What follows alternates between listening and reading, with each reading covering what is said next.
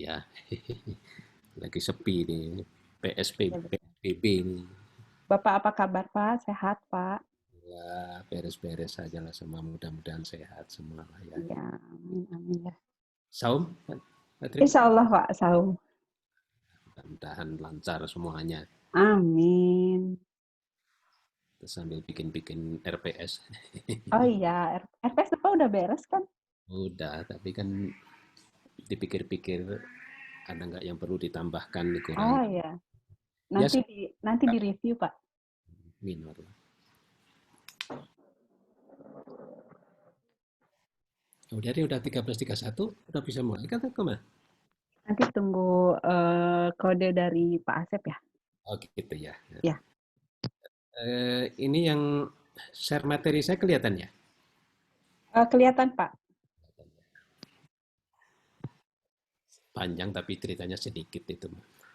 Iya. Oke, sudah bisa dimulai barangkali ya, Pak Asep. Sudah teh, silakan. Mangga, mangga. Ya, siap ya. Baik, assalamualaikum warahmatullahi wabarakatuh. Salam sejahtera untuk kita semua. Selamat siang, Bapak Ibu. Alhamdulillah, mudah-mudahan semua dalam keadaan sehat ya. Selamat datang pada acara short online training dengan topik manajemen populer di Fakultas Ekonomi dan Bisnis Universitas Telkom.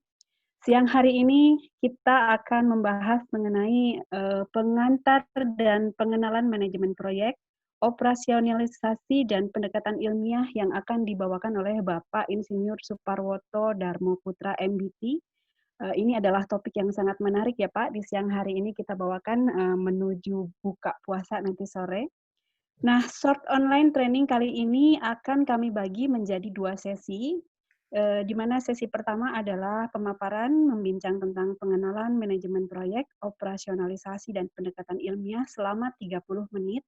Dan kemudian nanti kita lanjutkan di 2 sesi pertanyaan, di mana kami menyediakan waktu sekitar 30 sampai dengan 40 menit saja. Baik, Bapak Ibu, pastikan peralatan Anda semua terpasang dengan baik. Kita sebentar lagi akan mendengarkan pemaparan. Baik, mari kita menyimak pemaparan dari Bapak Suparwoto. Semoga Bapak kami persilahkan. Terima kasih, Materi. Selamat siang, Bapak, Ibu, dan kawan-kawan semua. Semoga senantiasa sehat walafiat dalam lindungannya. Pertepatan hari ini adalah hari pertama bulan Ramadan. Tentunya kita isi ini dengan mudah-mudahan hal-hal yang bermanfaat bagi kita semua. Topik kami hari ini adalah tentang pengenalan dan pengantar manajemen proyek. Dan seperti biasa, saya akan buka selain Assalamualaikum warahmatullahi wabarakatuh. Kami tambahkan dengan salam manajemen proyek. Mudah-mudahan membawa pengenalan kita kepada hal-hal yang bukan hal yang baru kalau kita berbicara manajemen proyek. Kami akan memulai dengan suatu pertanyaan, dengan suatu pertanyaan, apakah kita itu sebetulnya kenal nggak yang namanya manajemen proyek atau awalnya proyek lah ya. Karena banyak hal juga yang tanpa disadari sebetulnya kita melakukan itu semua. Ini adalah apakah semua orang itu memerlukan atau melaksanakan proyek atau bukan. Saya akan mencoba ada suatu ilustrasi. Jadi dalam gambaran ini adalah Indonesia itu pernah membangun sarana infrastruktur telekomunikasi melalui namanya satelit Palapa atau biasa kita kenal dengan SKSD. SKSD ini juga plesetannya banyak, tapi kita cari yang benarnya saja, yaitu sistem komunikasi satelit domestik. Itu kita katakan kita mempunyai proyek. Kemudian yang berikutnya lagi adalah itu adalah generasi pertama itu terjadi pada tahun 75, namanya dengan satelit Palapa A. Diawali dengan A1 yang diluncurkan pada tahun 76. Nah, itu bertepatan dengan mendekati peringatan 17 Agustus pada tahun 76. Itu serialnya berlanjut menjadi yang paling kiri ini adalah namanya Palapa A, kemudian ada Palapa B, terus kemudian yang paling kanan dari gambar ini adalah kantor kami, yaitu kantornya dulu mulai dari masih Telkom, masih Barumtel menjadi Telkom, itu namanya stasiun pengendali utama satelit Palapa. Itu adalah aktivitas-aktivitas yang tentunya kita sudah kenal. Kemudian di gambar tengah ini ada suatu proyek juga ini, di proyek yang penting dan besar sekali, yaitu pada saat Indonesia mulai membangun pesawat terbang, mulai menginisiasi pesawat terbang, ya ini yang paling fenomenal adalah namanya CN235.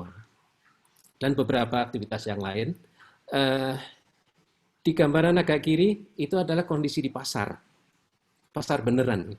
Ada orang jual, ada orang beli, ada barang yang dibeli, dan ini adalah yang paling kiri ini kondisi pasar saat ini. Pada saat ada COVID-19. Terus ada juga gambar tentang orang berwisata atau piknik, terus pengembangan aplikasi dan sebagainya. Itu adalah ilustrasi dari aktivitas-aktivitas kita. Ilustrasi dari aktivitas kita yang sehari-hari. Beberapa di antara aktivitas ini kami akan coba, ada nggak kaitannya dengan proyek? Nah itu. Maka dengan introduksi tersebut, maka topik-topik kami hari ini kita akan sampaikan meskipun panjang, tapi ringkas. Karena kalau kami potong-potong nanti jadi tidak nyambung. Gitu. Jadi kami ingin memperkenalkan beberapa hal terkait dengan proyek dan manajemen proyek. Dan pada akhir cerita nanti kami akan memberikan sedikit review dan beberapa catatan. Oh, rupanya proyek itu seperti itu.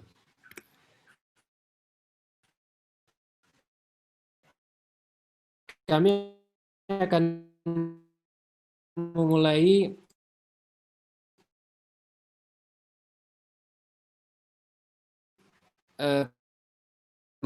masih dengan pertanyaan penuntun, sebetulnya apa sih proyek dan operasional kiri, dan seberapa besar ukuran-ukuran. Itu biasa kita kenal namanya proyek. Dan acuan kami adalah kami menggunakan namanya PMPOK. PMPOK itu adalah Project Management Body of Knowledge. Sekarang sudah sampai kepada edisi ke-6, itu diluncurkan pada tahun 2017. Ya sebetulnya kalau kita berbicara tentang pekerjaan tersebut adalah dari dulu juga kita sudah tahu bahwa itu proyek. Karena proyek itu apa, nanti kita akan lihat.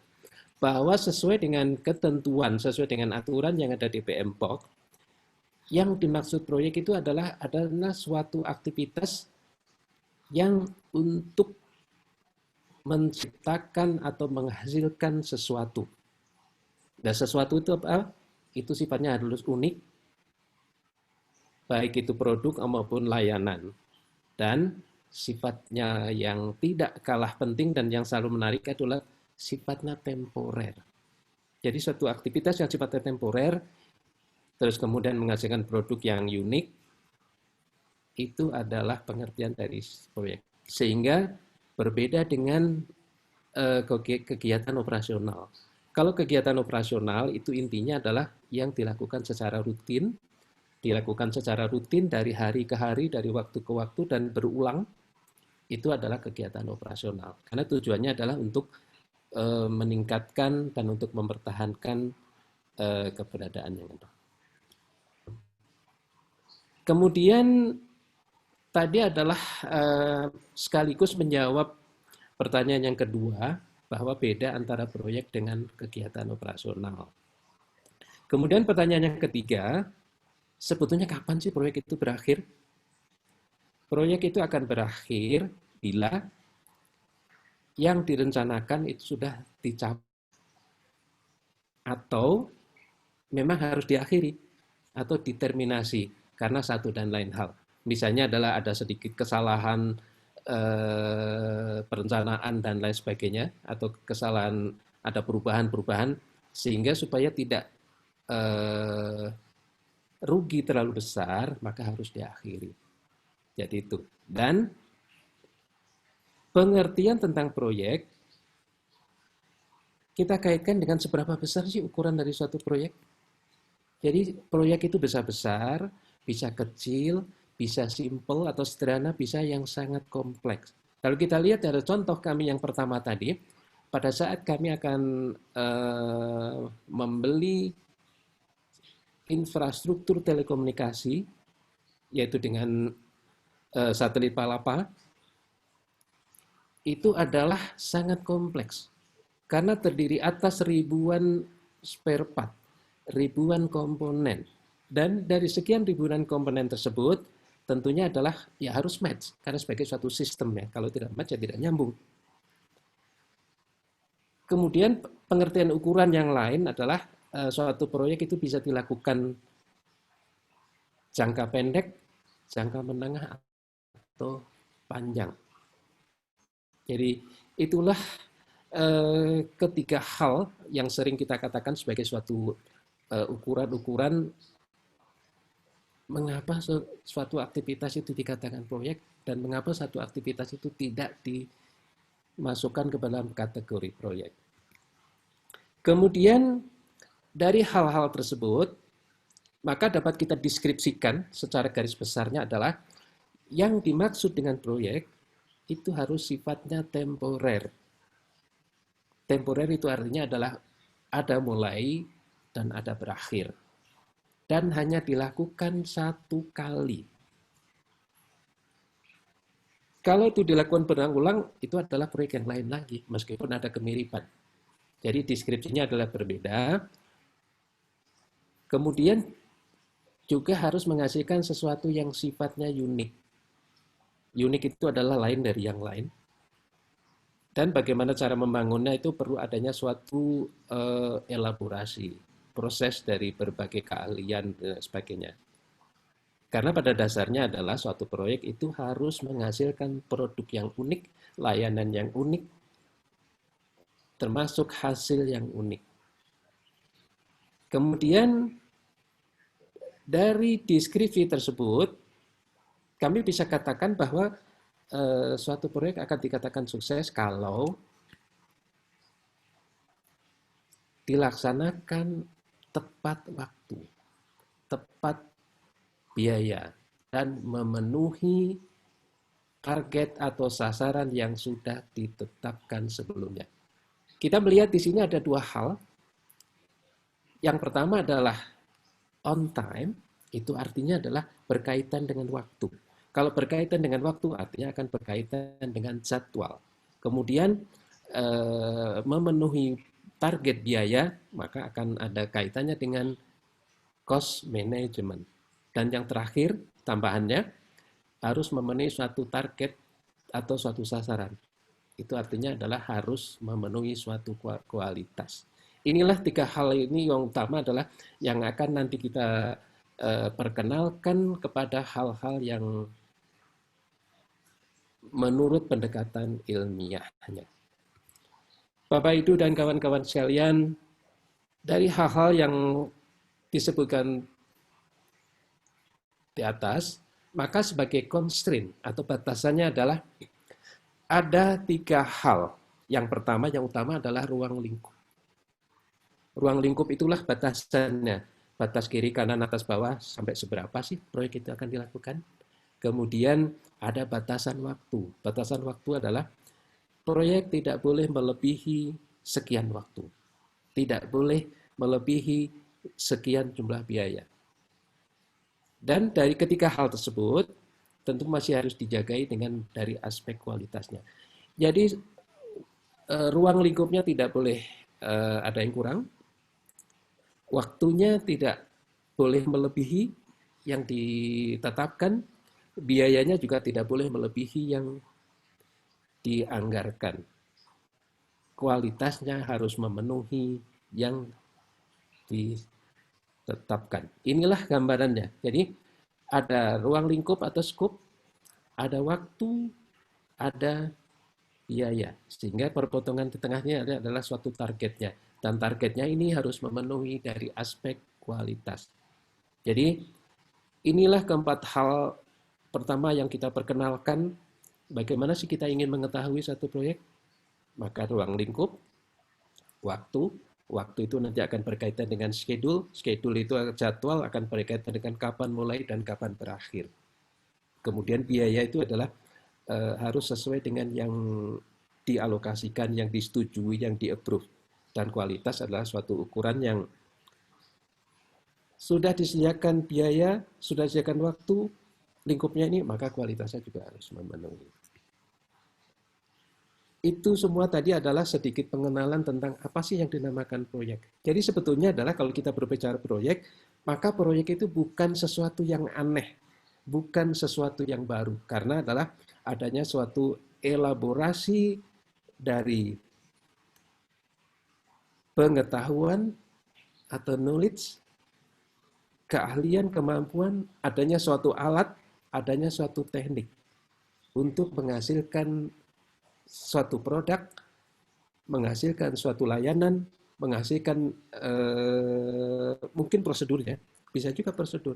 Jadi proyek itu tidak selalu harus dikaitkan dengan suatu proyek yang besar, biaya besar, waktu panjang, menyerap tenaga banyak, tidak harus selalu dengan itu. Jadi inilah sedikit mengenalkan tentang bagaimana suatu proyek itu ada di antara kita, dan tata kelola bagaimana supaya proyek bisa dilakukan, bisa dihasilkan sesuai dengan direncanakan, itulah namanya manajemen proyek. Jadi sekali lagi, manajemen proyek bukan sesuatu yang baru, bahkan aktivitas kita sehari-hari itu juga proyek.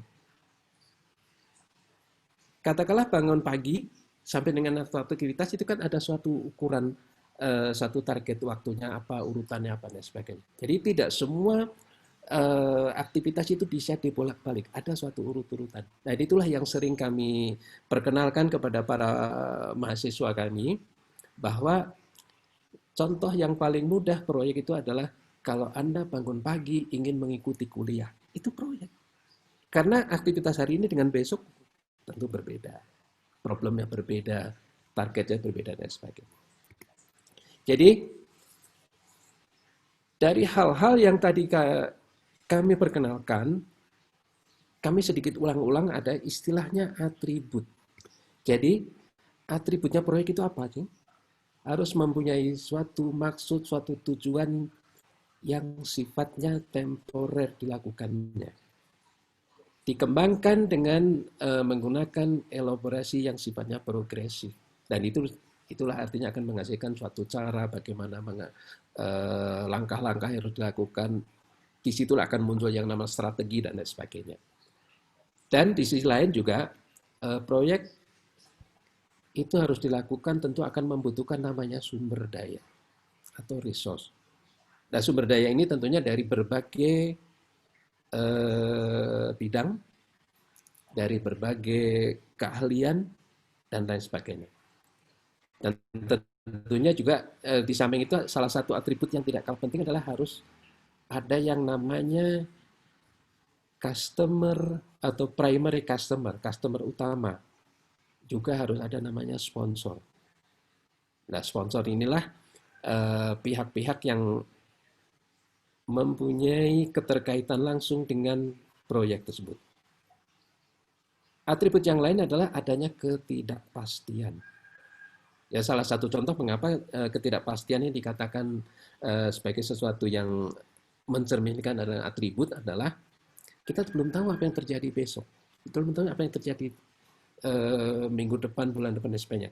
Sementara kalau proyek kita adalah berjalan dari satu waktu ke waktu yang lain, tentunya akan berkaitan dengan ketidakpastian. Disitulah diperlukan suatu strategi, diperlukan suatu teknik-teknik tertentu. Dan kita sedikit melangkah proyek yang berbasis ICT. Ya tentunya tidak jauh berbeda, karena ada beberapa hal yang tentunya juga akan direplikasi, bahwa berbicara proyek tetap ada skop, tetap ada waktu, tetap ada biaya. Dan juga harus memenuhi keinginan kebutuhan dari customer atau sponsor. Dan beberapa hal yang lain adalah karena ini akan berkaitan dengan biaya, tentunya harus dilakukan penghematannya atau savingnya.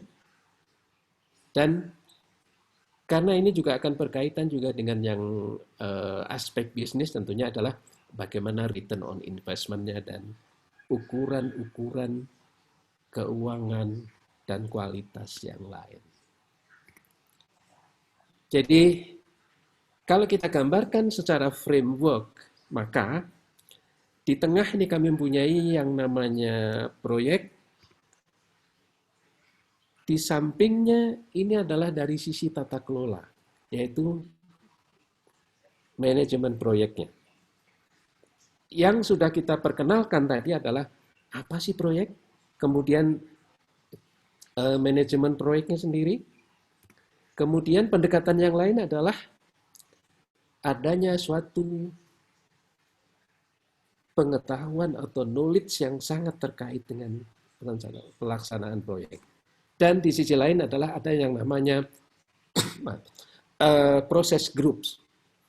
Proses group ini juga sesuatu yang biasa kita lakukan sehari-hari. Nanti kita akan lihat sebetulnya apa sih proses group itu. Kita sudah kenal semua, hanya barangkali istilahnya saja yang sedikit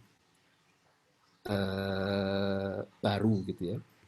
Dan dalam perjalanannya ada skema dari proses, ada input atau masukan atau keinginan, dan ada hasil atau output. Di tengah-tengah ada suatu proses dengan menggunakan suatu tools, dengan menggunakan suatu peralatan, dengan perangkat, dengan menggunakan suatu teknik.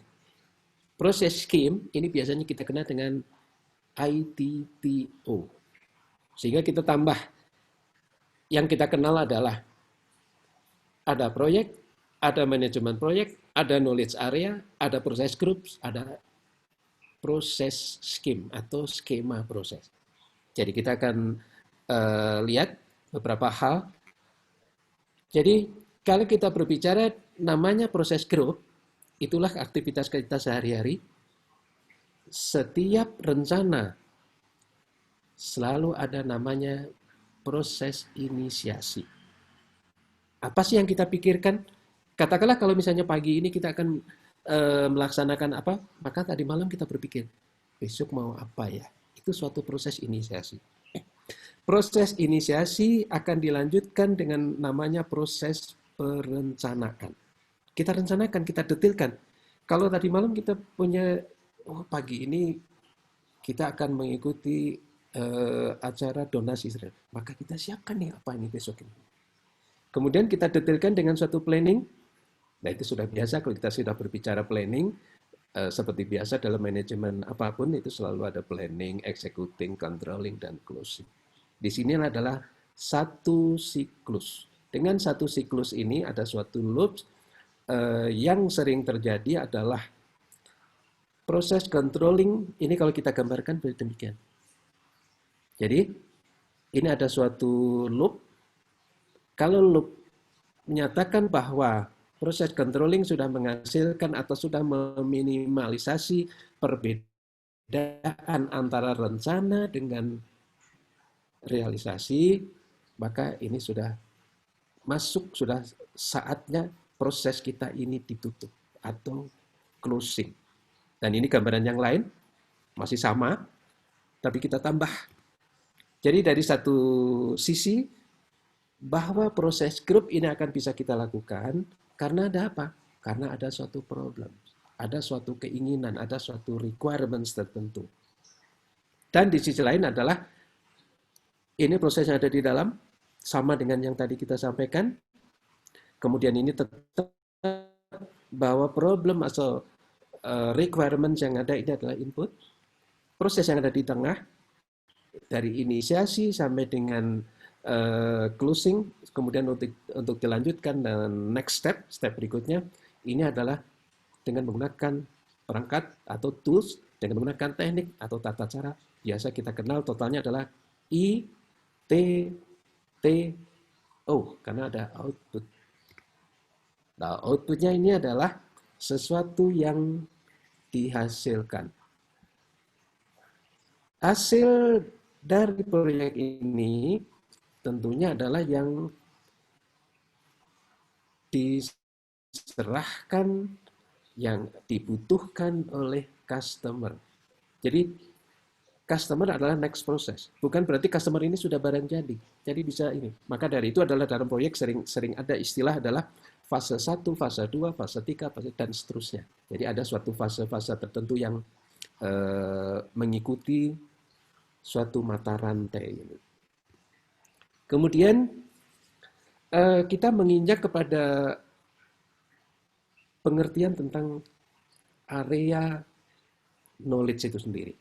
Jadi ini adalah selaras dengan judul yang kita sampaikan, dengan topik yang kita sampaikan adalah kita berbicara tentang pendekatan ilmiahnya.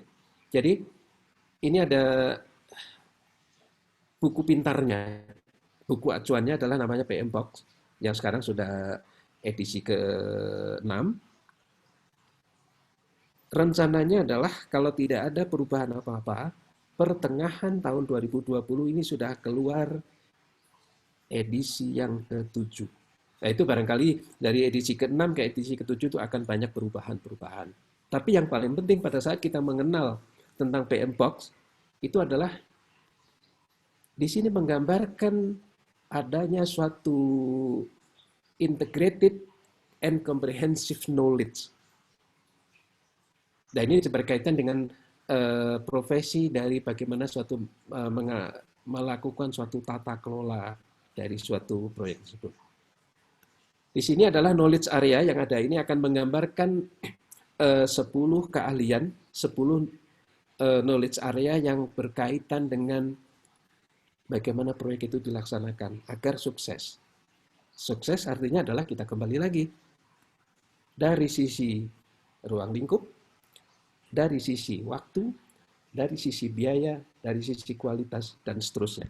Maka dari itu, berbicara dengan knowledge area, ini ada 2 kelompok besar. Yang pertama adalah namanya fungsi inti atau core function.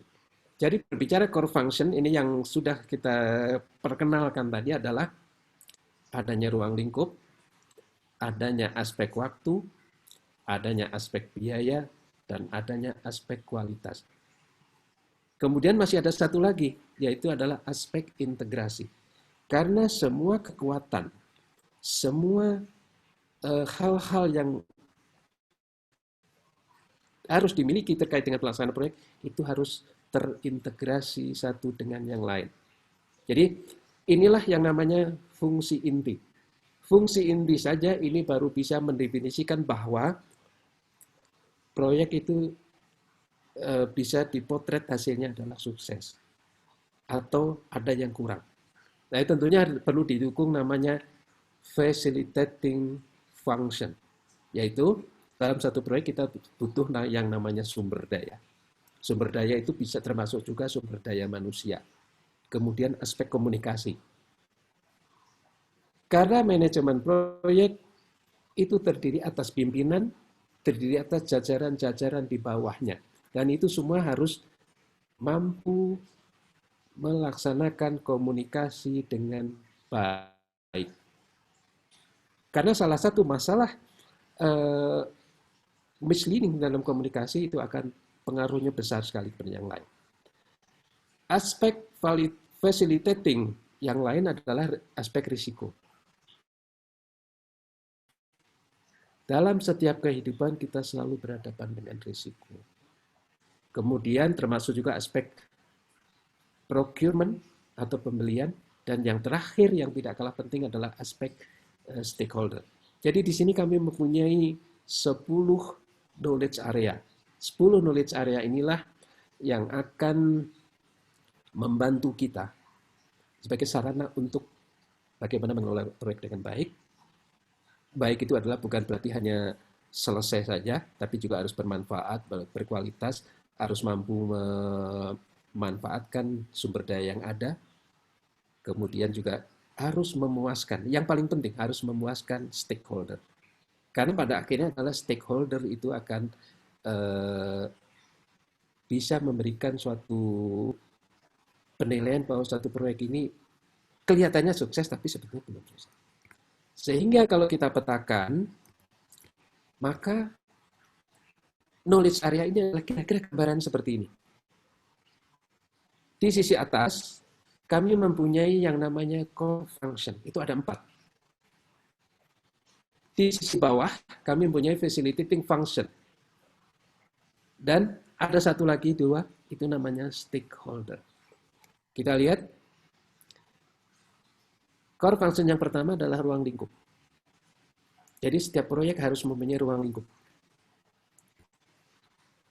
Yang kedua adalah aspek waktu. Waktu merupakan salah satu ukuran. Kapan mulai, kapan berakhir.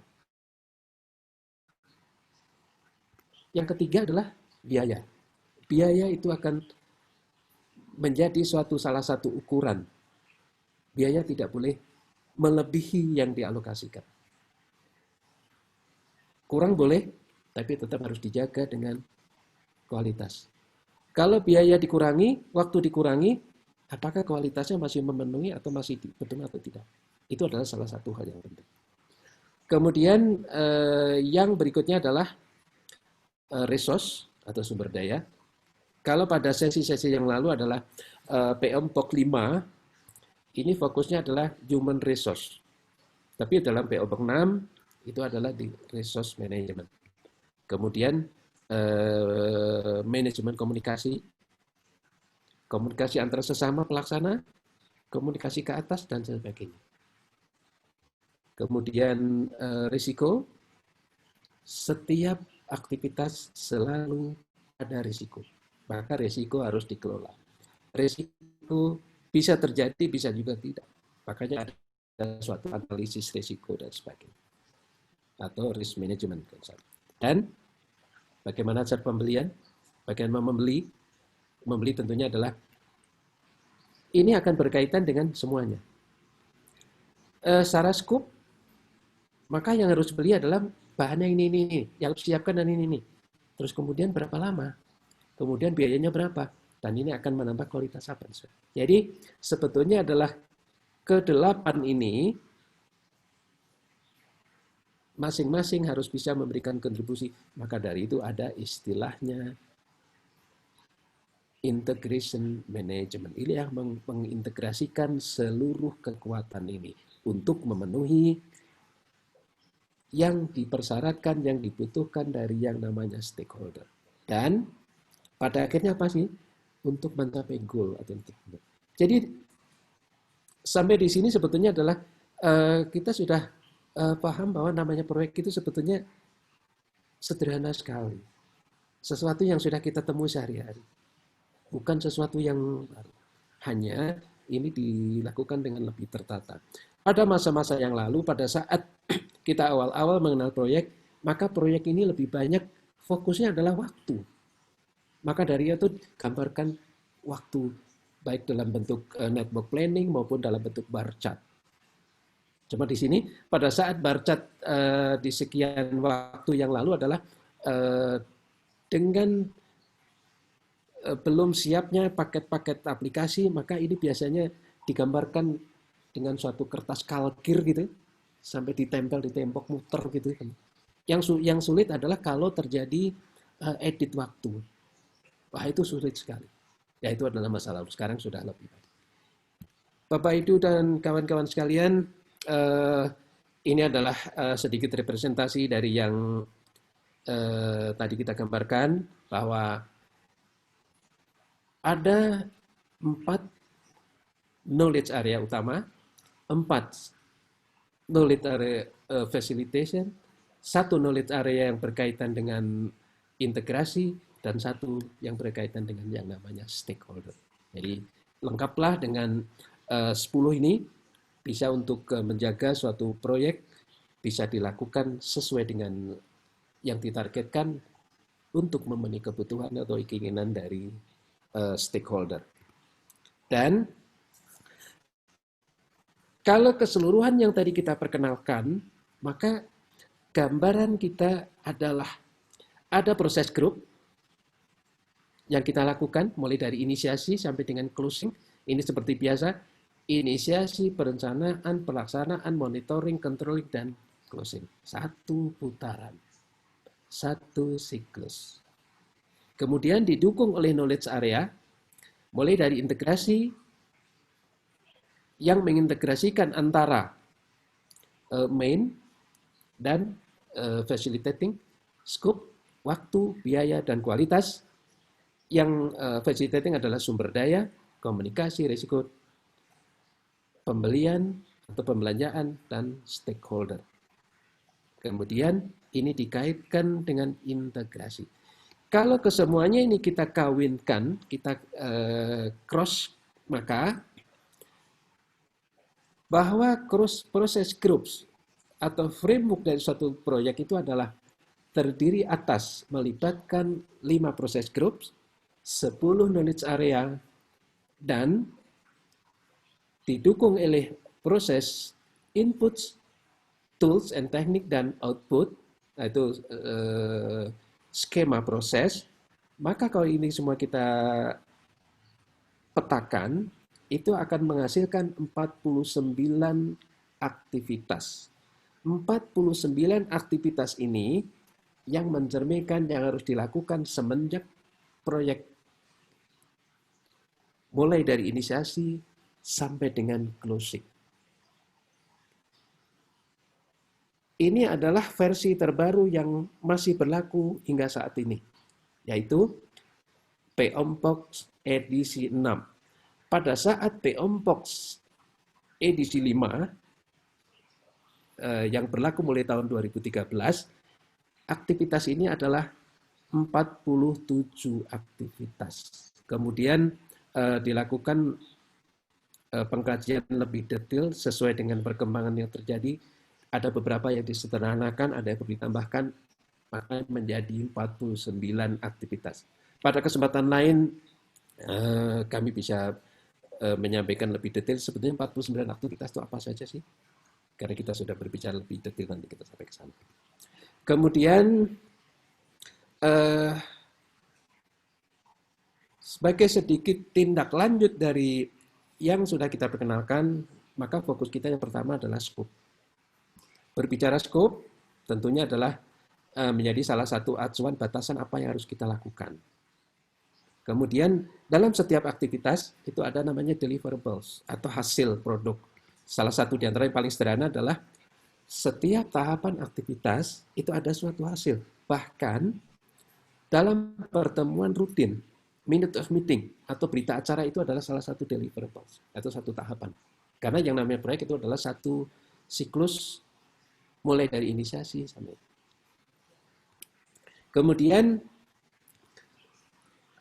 deliverables ini bisa berbentuk hardware atau software. Kalau proyeknya adalah proyek hardware atau software, maka hasilnya ini. Atau bisa juga dokumen perencanaan, karena ini akan ditindaklanjuti untuk fase-fase berikutnya. Bahkan termasuk yang berikutnya adalah minute of meeting. Karenanya, kalau kita berbicara tentang scope management, maka ini akan menghasilkan sesuatu yang sebagai satu acuan untuk proses, termasuk juga bagaimana mendefinisikannya, langkah-langkah harus dilakukan, batasan-batasan harus dilakukan. Apakah yang dilakukan ini sebetulnya termasuk proyek atau bukan? Itu adalah termasuk yang ada di dalam manajemen scope atau manajemen ruang lingkup dari suatu proyek. Langkah-langkah dalam penting ini adalah ada suatu perencanaan, itu harus didukung oleh namanya data, kemudian harus didefinisikan scope-nya ini. Karena kalau scope tidak didefinisikan dengan jelas, itu akan menyulitkan. Jadi, setiap kata, setiap kalimat yang ada dalam scope ini harus mencerminkan sesuatu aktivitas dan itu harus bisa dilaksanakan. Atau tidak bisa dilaksanakan. Harus sesuatu yang pasti. Karenanya setelah ruang lingkup atau scope ini didefinisikan, maka teknis selanjutnya adalah kita buat yang namanya work breakdown structure. work breakdown structure atau struktur aktivitas kegiatan ini menjadi bagian bagi suatu acuan yang tidak terlepas dari 49 aktivitas tersebut.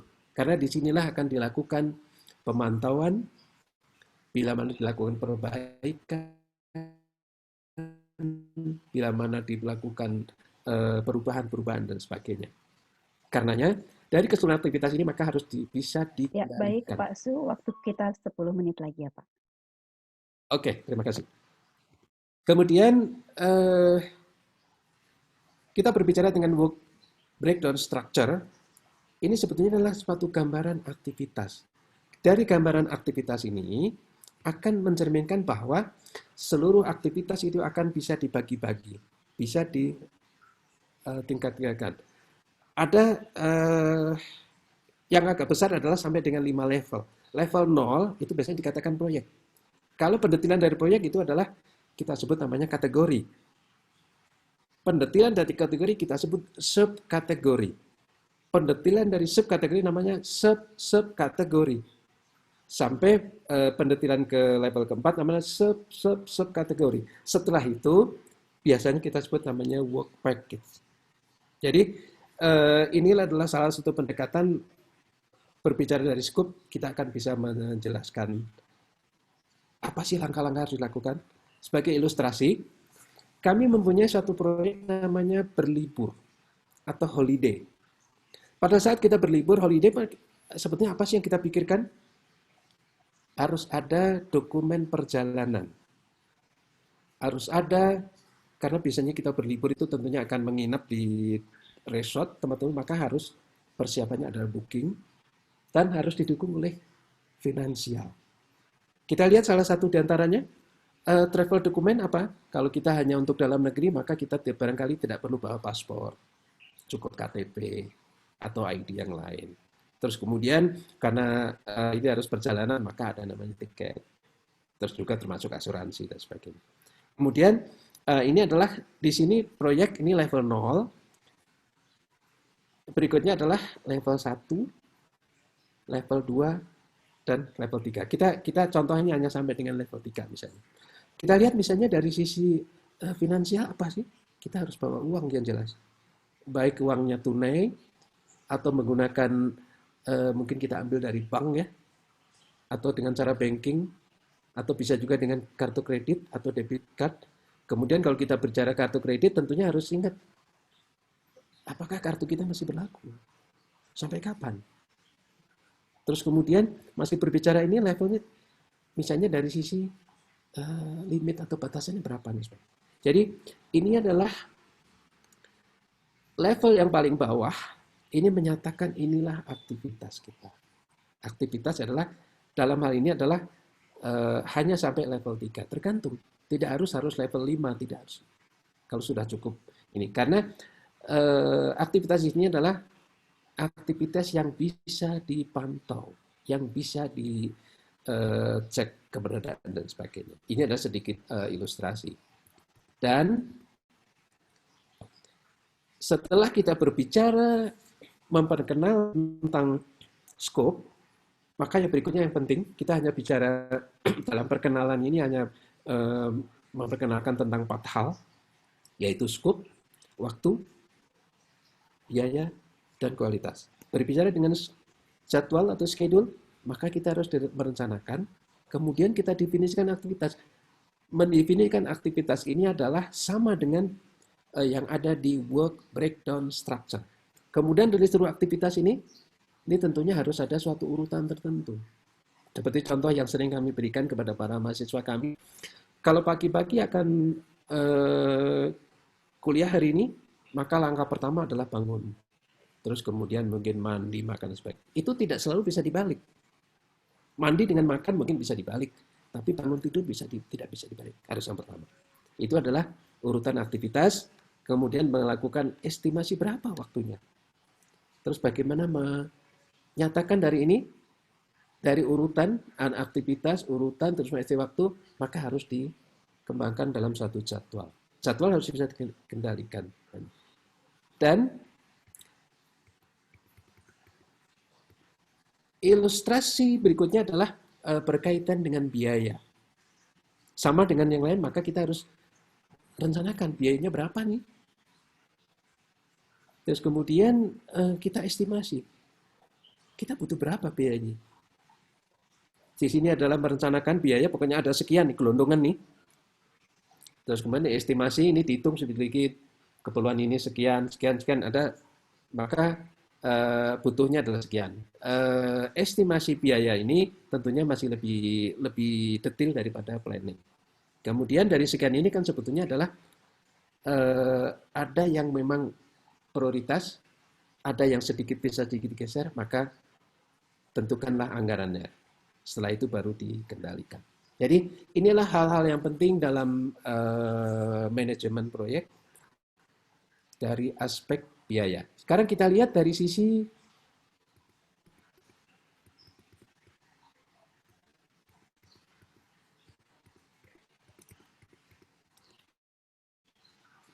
ilustrasi kami adalah kami mempunyai suatu proyek karena kami baru bangun rumah gitu misalnya, maka ada suatu aktivitas yaitu mulai terus kemudian membangun fondasi, membangun dinding, membangun atap, selesai. Tapi bersama dengan itu kita mulai karena ingin sekaligus meskipun sederhana ini akan supaya ada tamannya. Setidaknya misalnya hanya rumput gitu ya. Ini ada dua cara, yaitu dengan satu namanya PDM atau AON, Activity on Node. Jadi aktivitas ada di kotak-kotak ini. Pendekatan yang lain adalah menggunakan namanya AOA, Activity on Arrow, aktivitas ini. Aktivitas di sini. Karena kalau kita melihat dari ilustrasi ini semua dari 4 aspek tersebut akan tercapai. Jadi mulai dari sini sampai selesai itu scope. Scope-nya apa? Bangun fondasi, dinding, atap, bersama dengan itu. Itu dari sisi scope. Kemudian yang kedua adalah dari sisi waktu. Kami mulai kapan? Hari pertama di sini. Ini sekian hari, akhirnya selesai sekian hari. Katakanlah kalau rumah sederhana mungkin 180 hari selesai. Jadi itu aspek waktu. Kemudian aspek biaya. Start ini biasanya belum ada biaya yang keluar, baik yang ini maupun ini sama. Kemudian membangun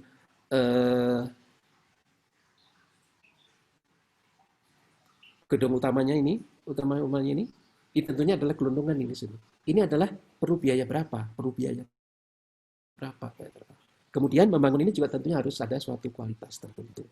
Jadi tidak asal selesai, tiba-tiba nanti akan terlalu banyak yang harus direvisi dan sebagainya. Itu adalah proyek berikutnya lagi. Tapi proyek ini adalah selesai sampai ini.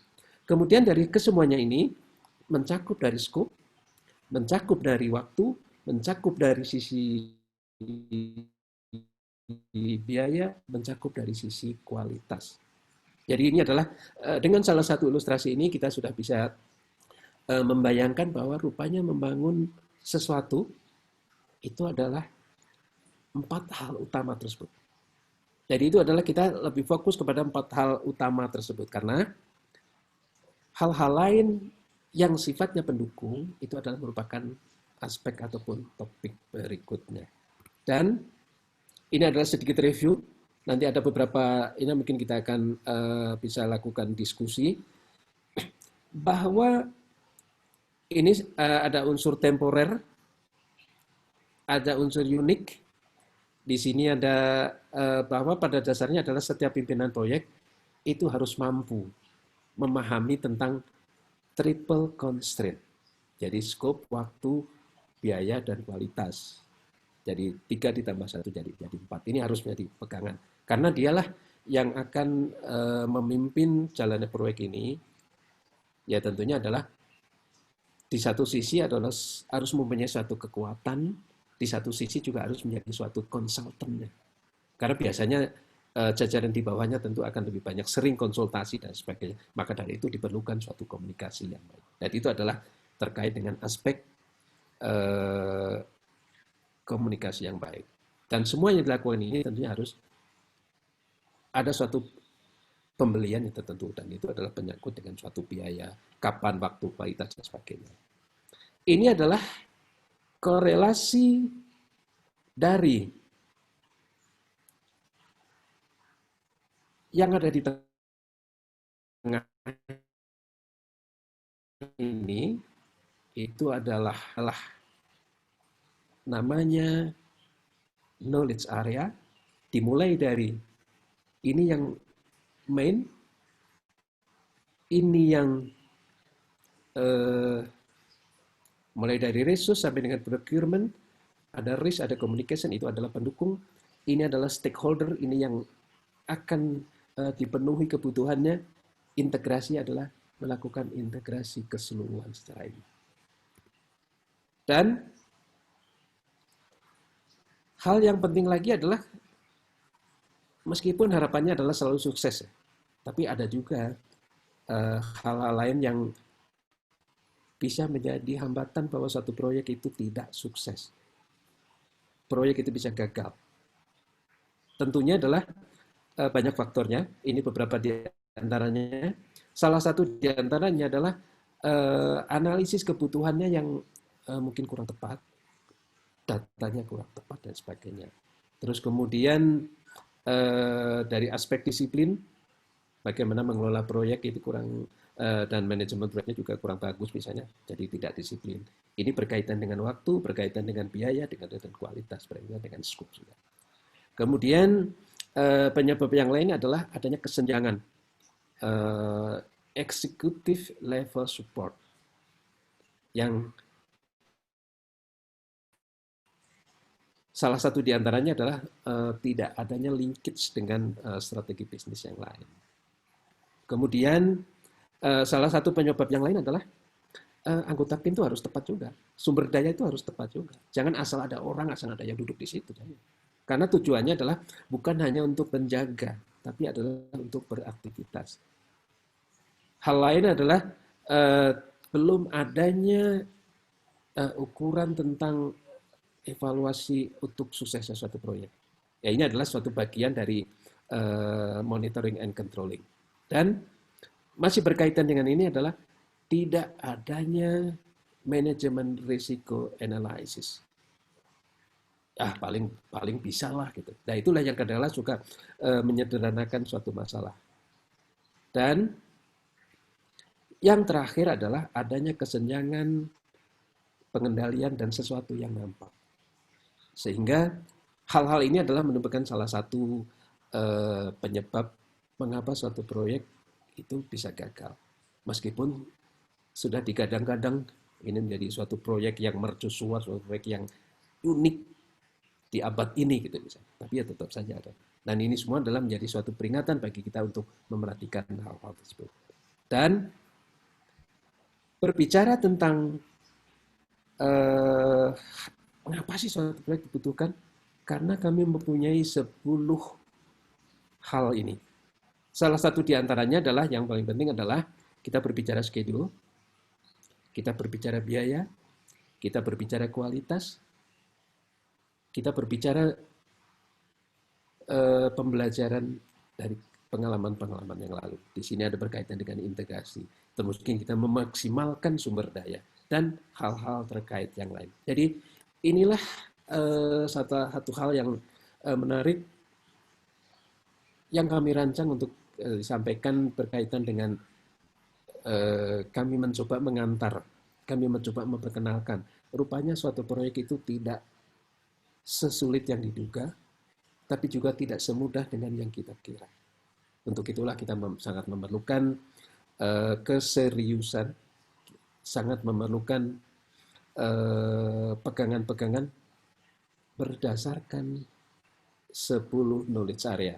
Pada kesempatan lain kita akan bisa jabarkan dari 10 knowledge area dengan 4 proses group dengan ITPO tersebut. Ini ada 49 aktivitas. 49 aktivitas itulah yang harus dilakukan. Apa berkaitan dengan biaya, apa berkaitan dengan risiko, apa berkaitan dengan resource dan sebagainya. Dan ini adalah referensi-referensi yang sering kami gunakan. Yang pertama adalah kami lebih banyak berbicara tentang ITPM. Ini dari Ibu Swalbi. Ibu Swalbi adalah salah satu pakar ahli dalam bidang ITPM, IT Project Management. Kemudian di samping itu juga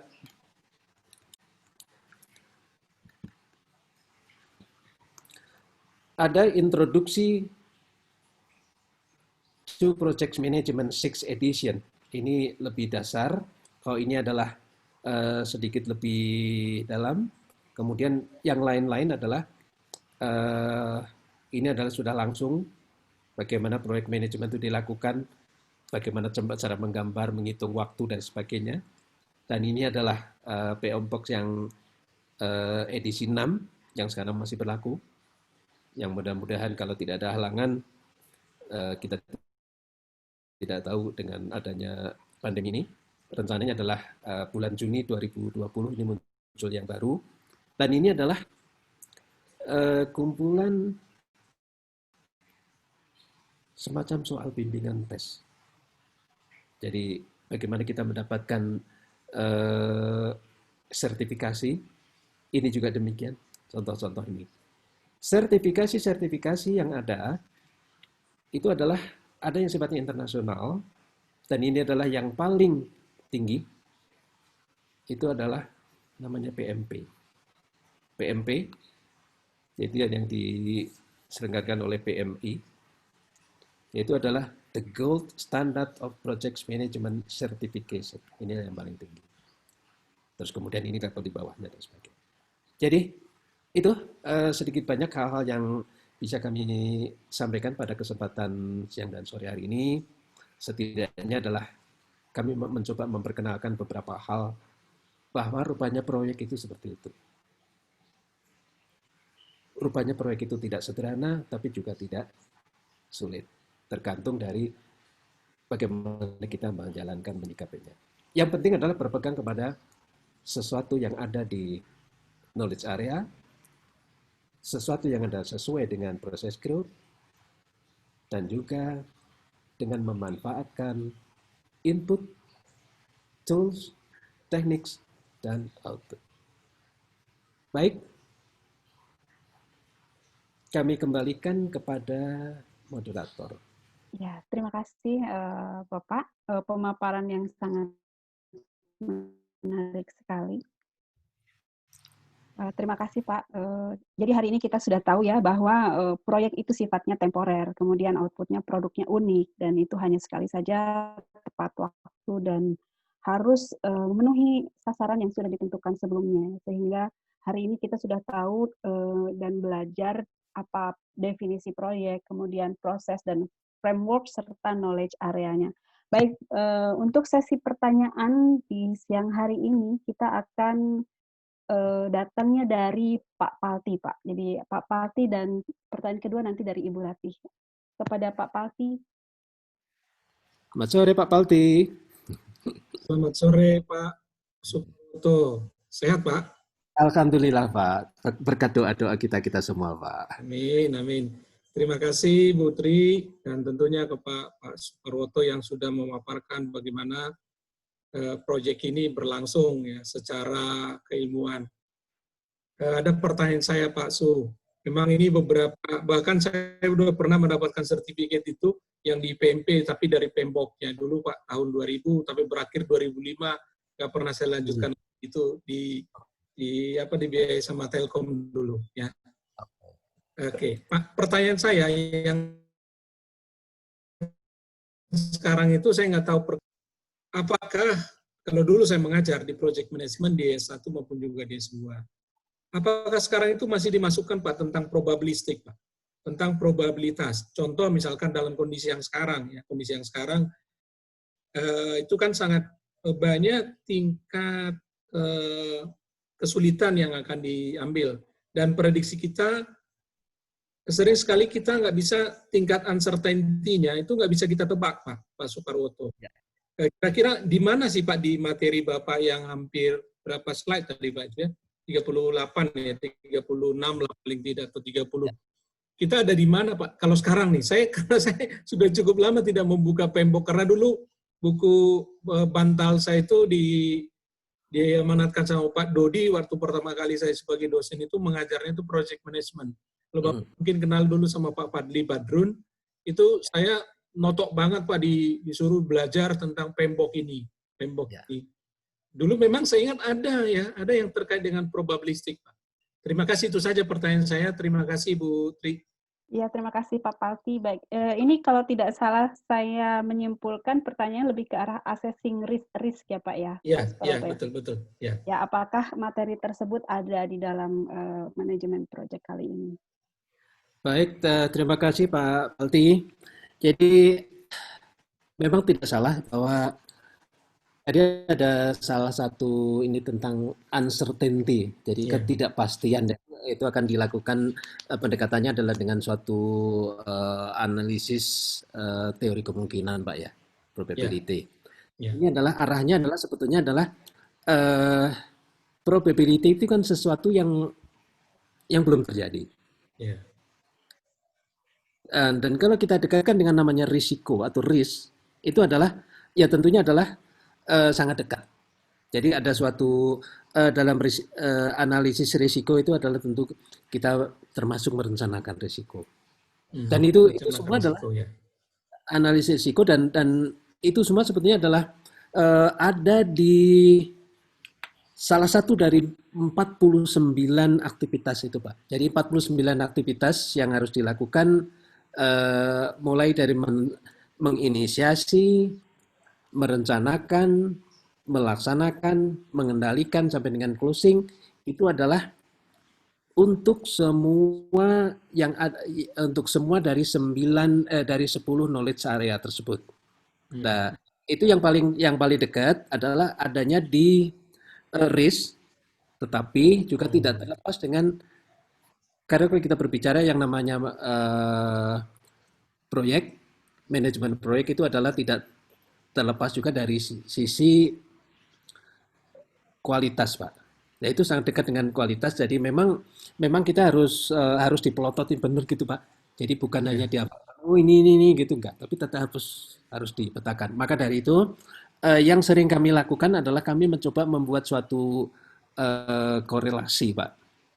Korelasi antara yang ada di main function, yaitu yang terdiri 4 tadi berkaitan dengan kualitas, kemudian kita kaitkan dengan yang ada di risiko. Memang mainnya di risiko. Dan hari ini kita belum berbicara tentang sebagai pengenalan awal, saya belum berbicara tentang yang ada di risiko, yang ada di risk, karena itu adalah termasuk support atau facilitating, tapi penting sekali. Jadi memang kita tidak bisa mengabaikan satu knowledge area dengan yang lain. Dan berkaitan dengan yang probability itu adalah ya tentunya kita harus melakukan suatu analisis pendekatannya. Ya pertama harus lengkap datanya Pak. Lengkap data, akurat, itu adanya pada saat kita merencanakan dari scope. Dari scope, kita kumpulkan data apa yang penting dan seberapa akurasi dari data tersebut. Jangan-jangan data sudah 5 atau 10 tahun yang lalu misalnya. Dari situ, maka kita harus lakukan suatu analisis dengan suatu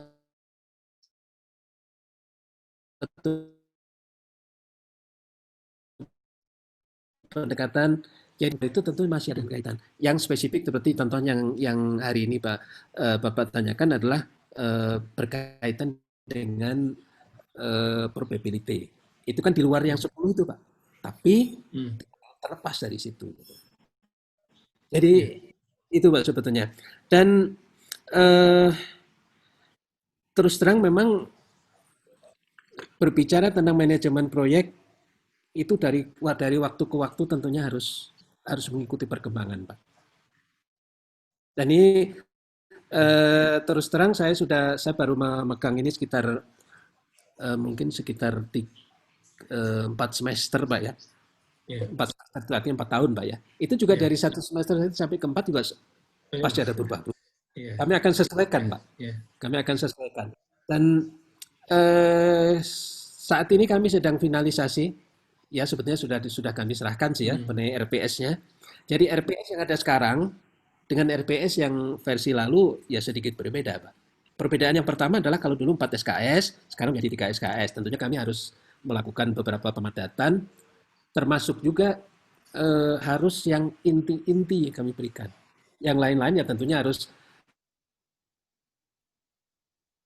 mengandalkan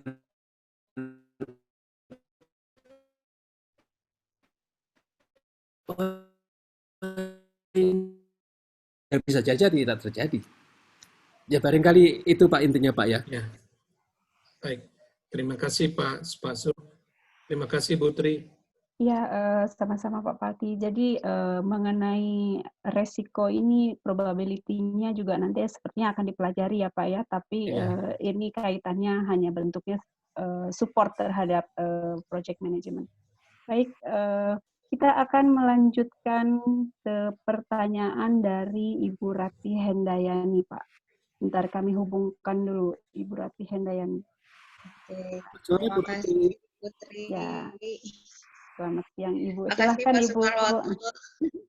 Ya, sama saya juga dengan Pak Pati. Dulu pernah mengampu manajemen proyek, tapi dulu gitu ya. Jadi memang perkembangannya ini pasti ada bertambah lagi dari segi teori dan yang lainnya. Nah, tadi saya tertarik ini Pak, kalau untuk project management successful tadi sempat terbahas tentang successful.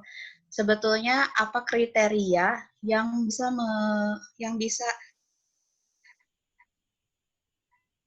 menjadikan standar kalau project management dibahas mengenai stakeholder? Apakah penilaian dari si project sukses atau tidak itu memang dilihat dari sudut pandang stakeholder juga gitu Pak. Nah, di sini stakeholdernya siapa saja, dan contohnya ini karena banyaknya kalau dengan yang ada sekarang ya proyek-proyek pemerintah gitu loh Pak. Jadi banyaknya proyek-proyek pemerintah ini yang beda pemimpin, beda lagi proyek, beda lagi kebijakannya. Nah, pada akhirnya malah ada satu pemimpin belum selesai, diganti dengan pemimpin lain, proyeknya baru lagi. Nah, sebetulnya sampai sejauh mana proyek ini bisa diukur bahwa ini sukses atau tidak. Begitu Pak paling. Terima kasih Bu Rati. Jadi memang yang sering kita temui. Jadi kalau yang kami berikan di kelas, kalau yang kami pelajari itu kan sebetulnya beberapa diantaranya kan teorinya Bu ya. Teori di atas kertas begini. Tapi kami juga mencoba ini melengkapi beberapa pengalaman-pengalaman yang pernah saya dapatkan, ya sekecil apapun keterlibatan kadang-kala juga membawa rupanya proyek itu sangat dinamis. Terus kemudian beberapa batasan-batasan bahwa suatu proyek yang dikatakan sukses itu adalah sebetulnya dari sisi intinya adalah 4 tersebut Bu ya. Tetapi itu adalah gelondongannya. Ya tentunya harus dibuat lebih detail, harus dibuat detail dalam arti adalah dibuat suatu metodenya, dibuat suatu checklistnya tentunya harus dan dari checklist tersebut acuannya adalah ke 49 aktivitas tersebut. Jadi dari 49 aktivitas yang ada tersebut ada 4 bahkan sudah menjadi 6 Bu. Jadi 4 ini dari 3 berubah 4 terus sudah bertambah menjadi 6 aktivitas, sehingga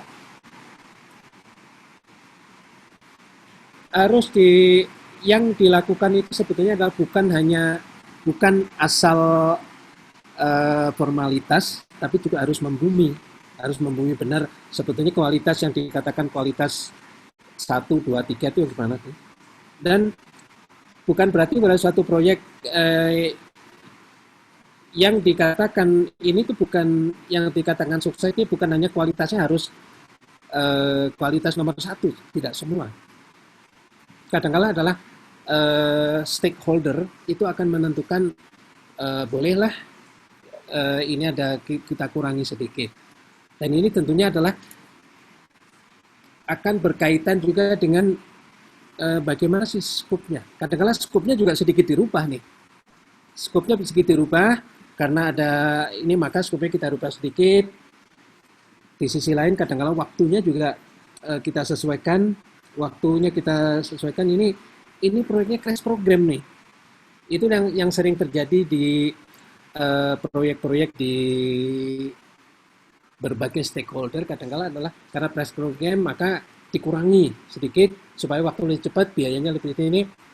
Terus kemudian yang berikutnya lagi adalah akan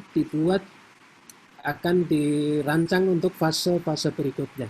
Fase-fase berikutnya adalah biasanya juga skopnya tidak jauh berbeda, artinya adalah tidak terlepas satu dengan yang lain, misalnya adalah pemutakhiran ini, atau bisa juga dengan to enhance atau meningkatkan lebih dan sebagainya. Jadi memang secara operasional dari masing-masing kriteria atau kategori tersebut memang harus dibuat checklistnya yang membumi, dan itu adalah merupakan tanggung jawab yang harus dilakukan oleh pihak monitoring dan controlling.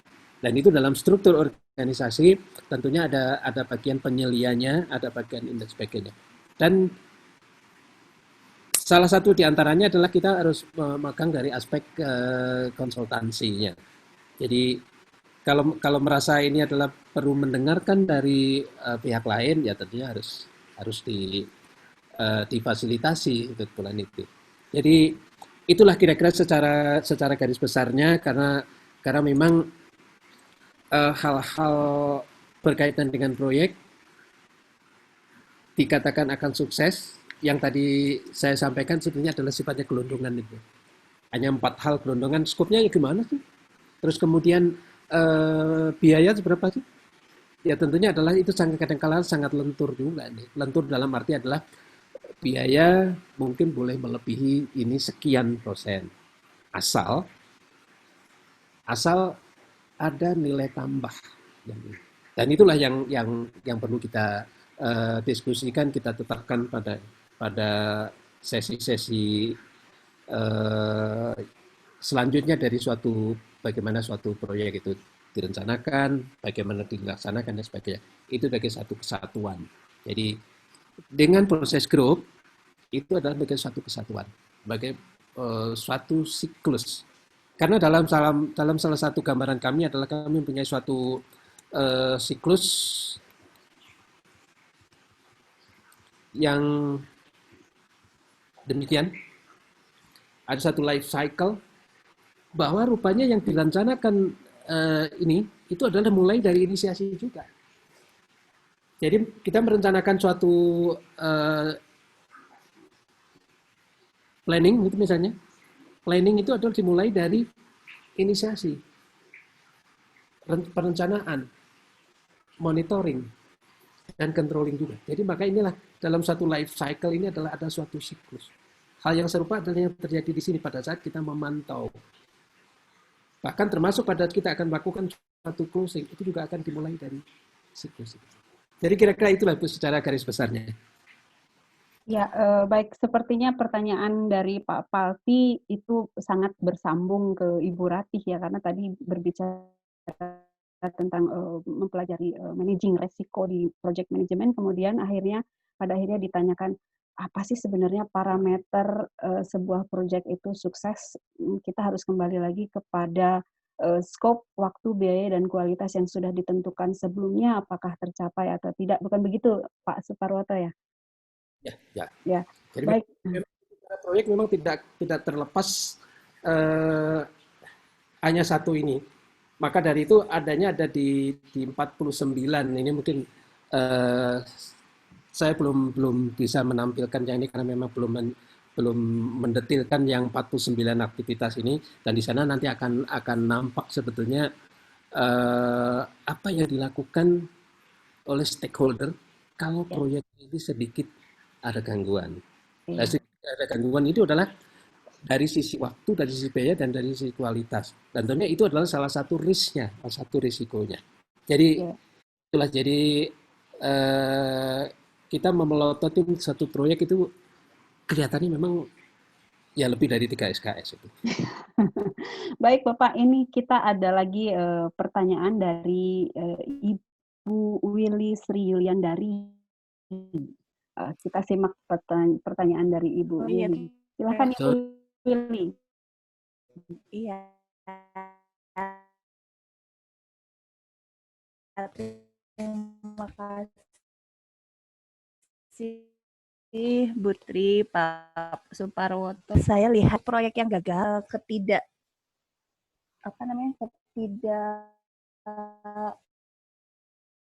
sinambungannya dengan bisnis strategi.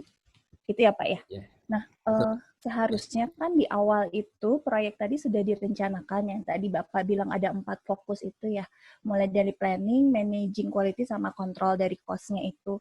Tapi bagaimana ya masih bisa saja terjadi adanya tidak matching-nya antara bisnis strategi tadi dengan proyek yang dijalankan, sehingga itu bisa menjadi kegagalan. Kira-kira Pak, ada caranya nggak bagaimana supaya strategi perusahaan tadi bisa betul-betul sinkron dengan proyek yang dilaksanakan, atau proyeknya yang harus memang benar-benar matching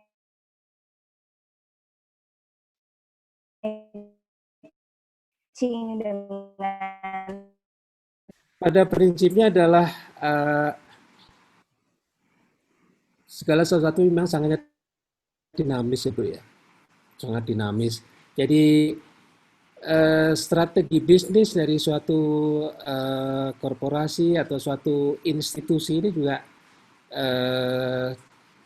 tentunya sudah dipikirkan matang-matang pada saat menyusun ini. Tapi kadang-kala sempurnanya yang kita susun kadang-kala ya masih ada nih gini. Termasuk salah satu diantaranya adalah kalau misalnya ada suatu perubahan target, perubahan suatu strategi tertentu sehingga banyak dirubah. Maka dari itu dalam setiap aktivitas kita kan selalu ada namanya rolling gitu ya. Dalam satu rolling ya tentunya proyek-proyek yang berkaitan dengan itu tentunya harus disesuaikan juga. Jadi memang tidak selalu menjamin bahwa setelah proyek kami rancang, katakanlah waktunya, apalagi proyeknya lama Bu, proyeknya panjang, itu sangat rentan adanya satu perubahan yang mendadak di tengah perjalanan. Misalnya ada suatu perubahan rezim gitu ya, wah itu sangat ini berubah nih, yang tadinya tidak boleh menjadi boleh, yang tadinya boleh menjadi tidak boleh, ya itu tentunya akan berubah nih. Jadi tentunya kalau terjadi hal yang demikian, maka langkah yang harus kita lakukan adalah membuat suatu contingency plan.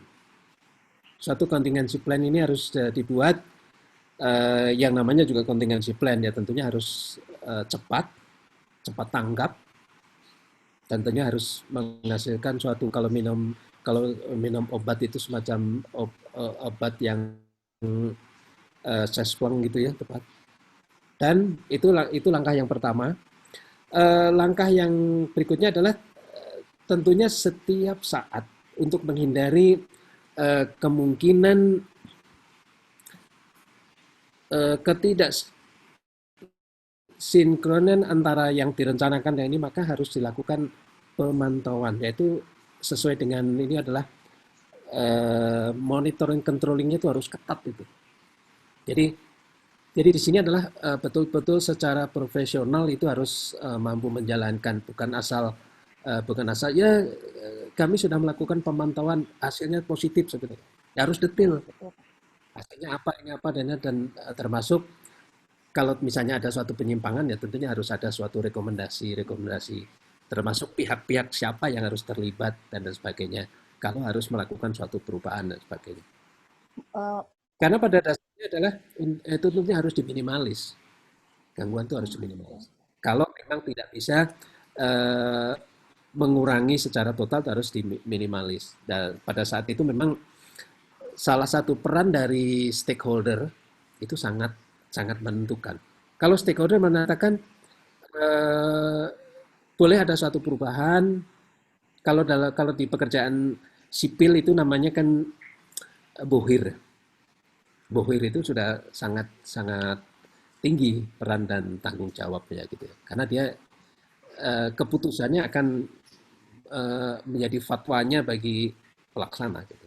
Jadi kira-kira itu Bu pendekatannya, karena bagaimanapun juga sepandai-pandai kita merencanakan ya kadang-kadang tetap aja masih ada gangguan. Iya betul Pasti. Pak. Termasuk ke controlling untuk cost-nya ya Pak ya? Ya pasti itu. Jadi kadang-kadang terutama sponsor itu Bu ya, itu kan mereka masih mempunyai kantong cadangan biasanya. Iya. Kantong cadangan pada saat terjadi anomali, pada saat terjadi yang namanya contingency plan. Ya tentunya tidak dikatakan saya masih punya nih enggak ya enggak lah. Ya. Tapi kalau sangat mendesak dengan mempertimbangkan keberlangsungan karena hasil dari proyek ini nantinya akan dilanjutkan kepada kegiatan operasional. Kalau kegiatan operasional itu berarti berkaitan dengan suatu strategi usaha, strategi kepengusahaan dari suatu institusi. Ya, itu tentunya pikirannya panjang ya, karena dilihatnya dari atas ya. Kalau kita yang melaksanakan proyek kan hanya sekitar kita ini. Sementara yang di atas kan melihat ya lebih luas. Ya barangkali itu dulu ya. Terima kasih banyak Pak. Terima kasih banyak. Ya, terima kasih Ibu Willy. Selanjutnya, Bapak, ini mungkin pertanyaan kita yang terakhir, karena tadi saya rupanya menggabungkan sesi 1 dan 2 untuk sesi pertanyaan ini. Menarik sekali karena banyak ternyata ingin bertanya, dan ini kita sudah dapat list penanya terakhir, yaitu Bapak Muhammad Tahta Arasi. Ya. Silahkan Pak Tahta. Ya enggak Pak Tahta. Selamat siang Pak Parwoto, terima kasih Pak atas kesempatannya. Pak, saya mau nanya, ini mungkin terkait dengan visibility study, Pak. Jadi, saya waktu itu pernah datang ke satu seminar dan sharing session itu terkait dengan visibility study dalam sebuah project. Nah, tadi itu kan kita tahu ya Pak, ya ada 4 tahap. Yang pertama itu ada initiating, lalu kemudian itu ada planning. Nah, pertanyaan dari saya adalah untuk visibility study, itu lebih masuknya ke inisiatif phase dalam artian adalah langkah awal atau kita sudah merencanakan nih Pak baru kita laksanakan visibility study atau studi kelayakan tersebut. Lalu yang kedua untuk visibility study sendiri itu apakah bisa dijalankan di perusahaan yang dia itu menerapkan metode Scrum. Jadi dalam artian adalah sekarang itu kan startup banyak ya Pak yang dia sistemnya nggak waterfall. Jadi nggak harus dari atas ke bawah dan bahkan dia bisa berjalan paralel seperti itu. Nah, apakah visibility study sendiri bisa dijalankan di perusahaan model startup atau memang harus di corporate besar yang secara sistem dan operasional dia sudah terbentuk, Pak? Sekian pertanyaan dari saya. Terima kasih. Baik, terima kasih Pak Tota. Jadi berkaitan dengan studi kelayakan ya Pak? Ya, betul Pak. Tadi itu adalah kalau kita kaitkan dengan proses groups itu sebetulnya adalah lebih mengakar kepada yang pertama Pak. Jadi pada saat kita berbicara dengan menginisiasi tentunya adalah itu harus sudah mulai melakukan suatu visibility study-nya.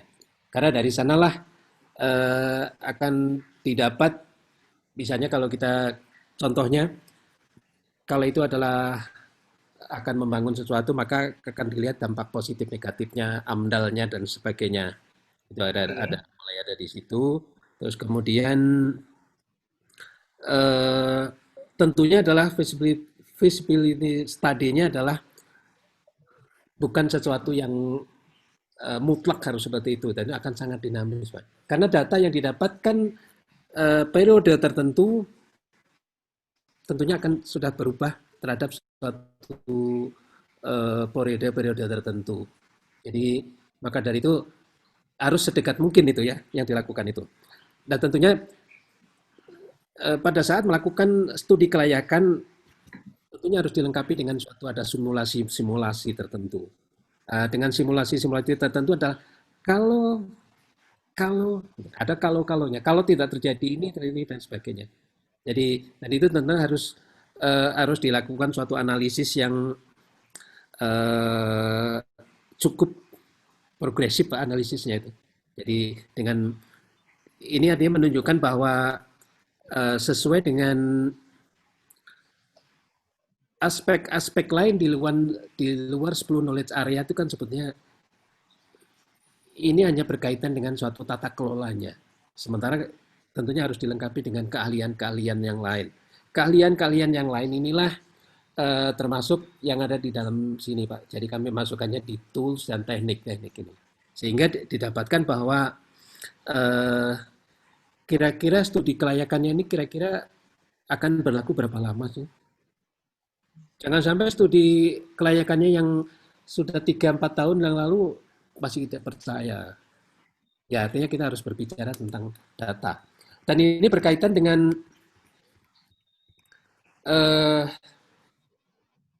pada saat itu merencanakan suatu scope, itu tentunya akan dilengkapi dengan data yang lebih baru lagi. Jadi studi kelayakannya sudah secara garis besar ini tapi lengkap. Kemudian dilengkapi dengan pada saat akan merencanakan, karena langkah berikutnya dari inisiasi itu adalah merencanakan, Pak. Merencanakan. Itu dimulai, skopnya juga demikian. Merencanakan skop sendiri diawali dari inisiasi skop. Pada saat melakukan inisiasi skop tersebutlah maka hasil dari studi kelayakan yang lalu, pengertian yang lalu itu kadang relatif, Pak ya. Bisa 1 bulan, bisa 1 minggu, bahkan bisa juga bisa 1 semester atau 1 tahun. Maka harus diperbaharui dengan data yang lebih baru, dengan suatu collecting requirement yang baru dan sebagainya. Sehingga itu adalah langkah yang bisa dilakukan pada intinya apa sebenarnya apa sih? Intinya adalah untuk meminimalis terjadinya kesenjangan, meminimalis terjadinya ketidakselarasan atau sinkron antara yang diinginkan oleh stakeholder dengan yang akan dilakukan. Sehingga harapannya adalah harus sangat mendekati yang diinginkan oleh stakeholder tersebut. Kemudian berkaitan dengan pertanyaan yang kedua adalah pada dasarnya prinsip dasarnya adalah manajemen proyek itu hanya ini, Pak. Dan tentunya akan banyak kreasi-kreasi, inovasi-inovasi untuk bisa diterapkan. Tentunya dari waktu ke waktu tentunya akan muncul ide-ide baru. Sebagai contoh misalnya Pak ya, saat ini sudah ada namanya agile. Jadi bukan hanya sertifikasi tentang bagaimana mengelolakan manajemen proyek, tapi sudah lebih spesifik lagi. Jadi hal ini serupa dengan keahlian-keahlian dari sisi IT, dari sisi ICT, Pak, contohnya, itu adalah sudah lebih spesifik ahli dalam suatu bidang tertentu yang lebih ini. Jadi dengan konsep Dansari ini maka hal-hal yang diperkenalkan dalam tata kelola atau manajemen proyek itu akan bisa menggunakan untuk biasa belajar, menemukan dari yang baru dan sebagainya. Dan itu langsung dihadapkan kepada suatu case-case, suatu kasus-kasus tertentu yang sifatnya spesifik. Yang sekarang terjadi adalah kita lebih banyak misalnya mengelola ini dengan perusahaan-perusahaan yang kecil-kecil gitu ya. Kalau dulu adalah wah gagah nih perusahaannya besar, kantornya megah di daerah segitiga ini dan segitiga emas dan sebagainya. Kalau sekarang tidak selalu demikian, Pak. Yang penting adalah kalau dalam bahasa kalau uang receh gitu. Uang receh itu kalau dikumpulkan kan banyak juga, Pak. Jadi kalau dulu adalah kalau dapat satu kontrak besar masih ratusan juta gitu ya. Wah, kontraknya 500 juta, 5 juta itu besar nih. Tapi sekarang adalah tidak selalu seperti itu gitu ya. Dengan uang 100 rupiah, 200 rupiah, ya itu adalah tuntutan perubahan yang terjadi. Ya, tentunya kalau kita hanya mengharapkan sesuatu yang besar-besar, ya nggak dapat nih. Ya itulah kadang-kala mau tidak mau merubah pola pikir. Tapi intinya adalah kita selalu mampu mengikuti perubahan yang terjadi. Selalu mengikuti teknik-teknik apa yang sedang in saat ini. Dan itulah yang membuat bahwa memang benar yang namanya belajar itu tidak hanya sampai sebatas umur 21 tahun, 20 tahun. Terus, Pak. Ya, dengan cara seperti itu maka setiap problem yang muncul itu akan selalu bisa dicarikan solusinya. Dan solusi hari ini mungkin berbeda dengan solusi besok-besok dan sebagainya. Jadi itu adalah salah satu prinsip. Terus terang kami juga masih selalu berusaha untuk belajar, Pak. Karena dengan cara demikian, ya setidaknya adalah ya kami bisa mengikuti apapun yang terjadi. Memang kadang-kala ada suatu keterbatasan, Pak. Keterbatasan.